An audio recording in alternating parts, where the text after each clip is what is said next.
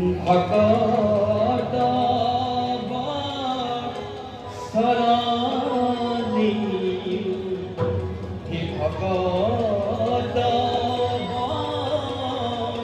শরণী হে গৌধারী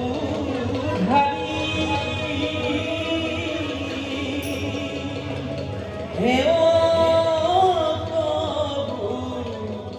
हरि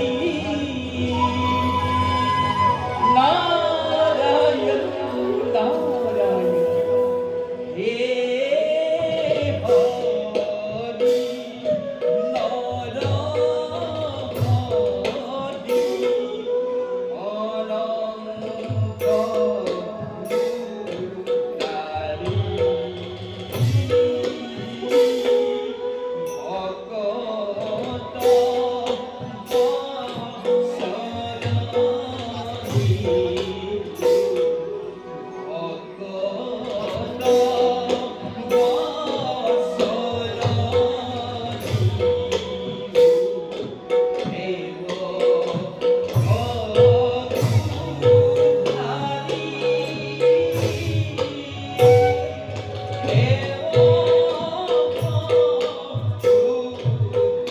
हरि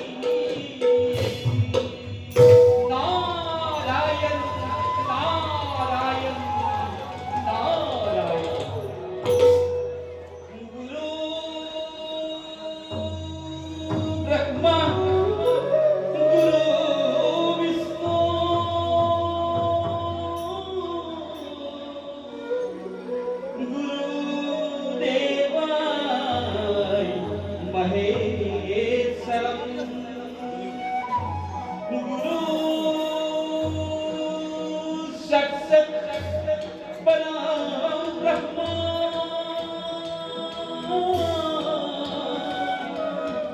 तस्मै श्री गुरुवे नमः तस्मै श्री गुरुवे नमः तस्मै श्री गुरुवे नमो नमः नारायण नारायण তোমার স্মরণ করি নিজেই আমি উপস্থিত হয়েছি প্রভু কিঞ্চিত মান যদি এই নাৰদৰ পৰা তোমাৰ উপকাৰ হয় তেন্তে এই নাৰদৰ জীবন সাৰ্থক হ'ব প্ৰভু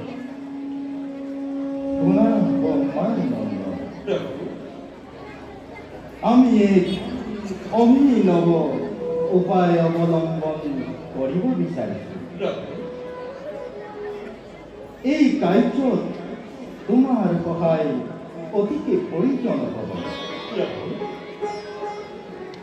আমি বসুমতীৰ মুক্তিৰ বাবে মথুৰাৰ ৰজা কংসৰ কাৰাগাৰ বসুদেৱ দৈবকীৰ পুত্ৰ ৰূপে জন্ম গ্ৰহণ কৰি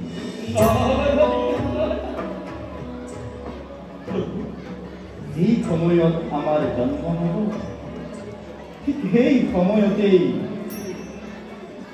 নন্দৰ গৃহত যশোদাৰ কোলাত মায়া দেৱীৰ জন্ম হ'ব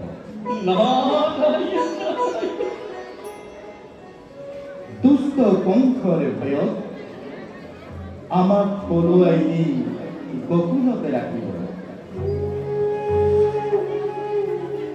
দুষ্ট কংসই আত্মৰক্ষাৰ হেতু দৈবকীৰ অষ্টম পুত্ৰ বুলি ভাবি যুগমায়াক শিলত এচাৰি মাৰিবলৈ উদ্যত হ'ব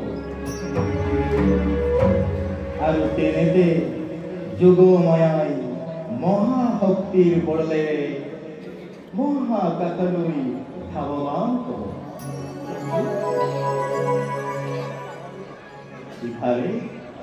ইফালে আমিও ককুলত নন্দৰ গৃহত যশোদাৰ পুত্ৰ ৰূপে জন্মগ্ৰহণ কৰি।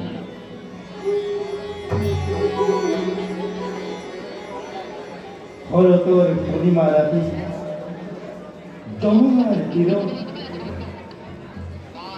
প্ৰজংগনা সকলৰ লগত ৰাসলীলা কৰিম আৰম্ভ।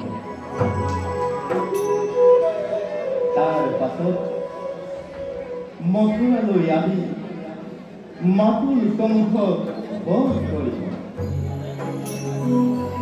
এই কাৰ্য তোমাৰ সহায় আৰু তোমাৰ গুণাৰ মণি অতিকে প্ৰয়োজন হ'ব। নাৰায়ণ নাৰায়ণ প্ৰভু নাৰায়ণে বালক ৰূপলৈ গকুল বৃন্দাবনৰ মাজে গোচৰ কৰিব। কি মধুৰ দৃশ্য! আকৌ যমুনাৰ তীৰে বৃন্দাবনৰ মাজে এই গোপীসকলৰ সংগে ৰাসক্ৰীড়া আৰম্ভ কৰিব অন্তৰ্যামী নাৰায়ণে। কি মধুৰ দৃশ্য প্ৰভু! তাকে চাই এই নাৰদৰ জীৱন সাৰ্থক কৰিম প্ৰভু। প্ৰভু অন্তৰ্যামী তুমি নাৰায়ণ প্ৰভু, তোমাৰ অপাৰ মহিমা বুজিবৰ কাৰ শক্তি আছে প্ৰভু। বাৰু প্ৰভু তোমাৰ চৰণত পৰিপা জনাই মই মাগিছিলি নাই।